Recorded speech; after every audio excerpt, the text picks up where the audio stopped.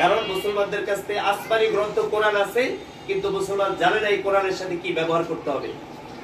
মসজিদগুলোতে ইমাম সাহেবরা প্রতি তারাবিতে কোরআনের সবগুলো বিধান আলোচনা করতেছে, কিন্তু যখনই দিন কায়েমের কথা আসে তখন মসজিদ কমিটি কয় ইমাম সাহেবের চাকরি নাই, রাজনীতির কথা কইছে। অথচ তারাবির মধ্যে কিন্তু শুনতেছে রাজনীতির কথাগুলো। কোরআনে রাজনীতি আছে না নাই?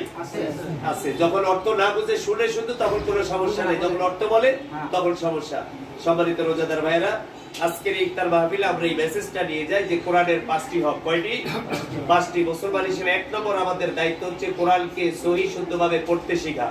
আমাদের জন্য দুর্ভাগ্য, আমাদের সমাজ এবং রাষ্ট্র ব্যবস্থা এমন করা হয়েছে, আমাদের বাচ্চাদেরকে আমরা সকালবেলা আগে বক্তব্যে পাঠাইতাম, এখন কিন্ডারগার্টেনে পাঠাচ্ছি। আমরা কোরআন শিখাইতে পারতেছি না, এটা আমাদের জন্য দুর্ভাগ্য। আমরা নিজেরাও কোরআন পড়বো, আমাদের সন্তানদেরকেও কোরআন শেখাবো। 2 নম্বর মেসেজ হচ্ছে কোরআনের যে বিধানগুলো আল্লাহ বলেছেন এগুলো আমাদেরকে বুঝার চেষ্টা করা, অর্থাৎ কোরআনটাকে বুঝে বুঝে পড়া। পেপার পড়ার মানে পেপার তেলাওয়াত করা না। পেপার পড়ে মানুষ লাভ দেয়, সুবহানাল্লাহ কয়, নাউজুবিল্লাহ কয়, ইন্নালিল্লাহ কয় না? খবর শুনে মানুষ ইন্নালিল্লাহ পড়ে না। আজকে আমার কাছে একজন নিউজ বলছে, রামগঞ্জের সাবেক এমপি নাজিমউদ্দিন মারা গেছে। আমি বলছি ইন্নালিল্লাহি ওয়া ইন্না ইলাইহি রাজিউন। উনি বিএনপির এমপি থাকলেও ভালো লোক ছিল। তাহলে একটা খবর শোনার পরে তো আমাদের একটা প্রতিক্রিয়া হয়, তা আমরা কোরআন পড়ি, কোরআন শুনি, কই আমাদের কোনো প্রতিক্রিয়া নেই। অথচ কাবাগরে ইমামরা দেখি কোরআন পড়ে কান্না করে, কোরআন পড়ে কান্না করে, আর কান্নার জন্য জাহান্নামের আয়াতগুলো পড়তে পারে না। তাহলে তারা কি কোরআন পড়ে আর আমরা কি কোরআন পড়ি? তারা নিশ্চয়ই বুঝে বুঝে কোরআন পড়ে। আমাদেরকে কোরআন বুঝতে হবে। 2 নম্বর মেসেজ, আমাদেরকে কোরআন বুঝতে হবে। 3 নম্বর, কোরআনের বিধানগুলো আমাদের ব্যক্তি, পরিবার এবং সমাজ জীবনে, নিজের জীবনে বাস্তবায়ন করতে হবে।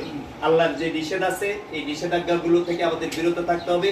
যে আদেশগুলো আছে এগুলো পালন করার চেষ্টা করতে হবে। যে উদাহরণগুলো আছে আমসাল, এই উদাহরণগুলো থেকে আমাদের শিক্ষা নিতে হবে। 4 নম্বর হচ্ছে কোরআনের ব্যাপক তাবলীগ, প্রচার প্রসার আমাদের ঘটাতে হবে।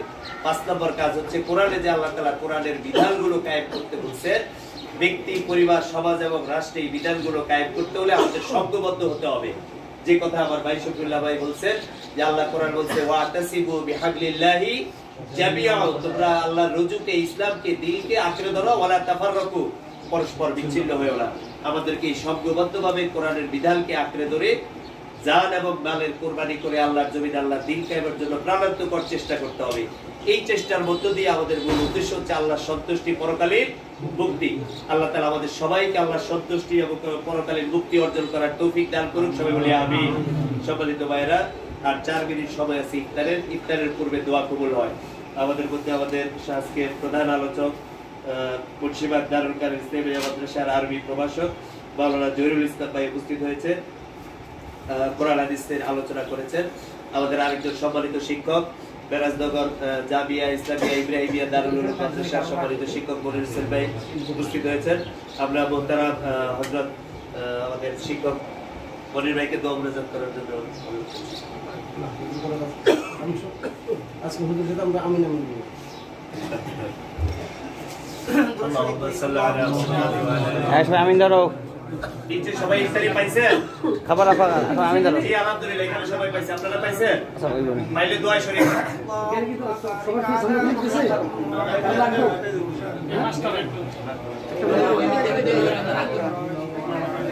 সবাই আমিন ধরো।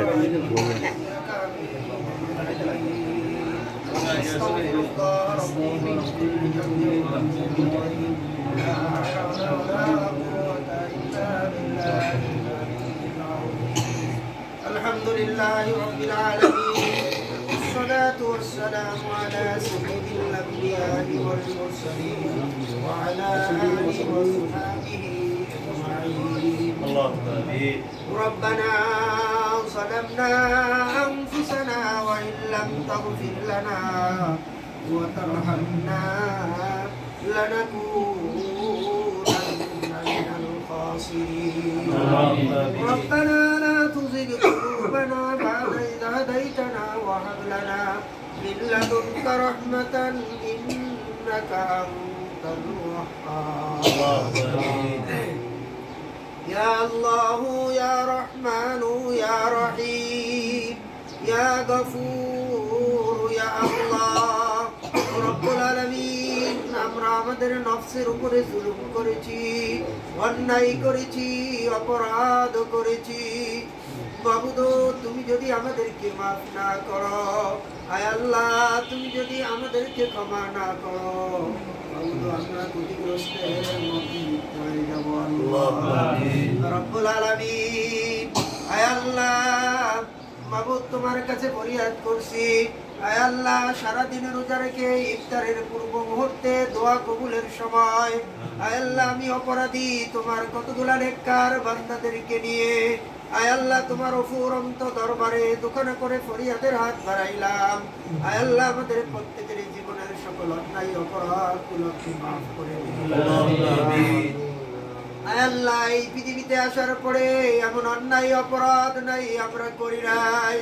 আয় আল্লাহ মাবুদ তোমার কাছে মাফ চাই। মাবুদ এই মাহে রমজানের উসিলায় ইফতারের পূর্ব মুহূর্তে দোয়া কবুলের সময় তোমার দরবারে হাত বাড়ালাম। আয় আল্লাহ আমাদের প্রত্যেকের জীবনের সকল অন্যায় অপরাধগুলো আপনি মাফ করে দিন। আয় আল্লাহ আমাদের রোজাগুলোকে তুমি কবুল আয় আল্লাহ আমাদের রোজা, আমাদের সেহরি, আমাদের ইফতার গুলাকে তুমি কবুল করে নাও। আয় আল্লাহ মাবুদ তোমার কাছে ফরিয়াদ করছি আমাদের যাদের পিতা মাতা দূরে আয় নাই, মাবুদ তোমার কাছে মাফ চাই আমাদের আব্বা আম্মারে তুমি মাফ করে দাও। আয় আল্লাহ আমাদের আব্বা আম্মার জীবনের গুনাহগুলো তুমি মাফ করে দাও।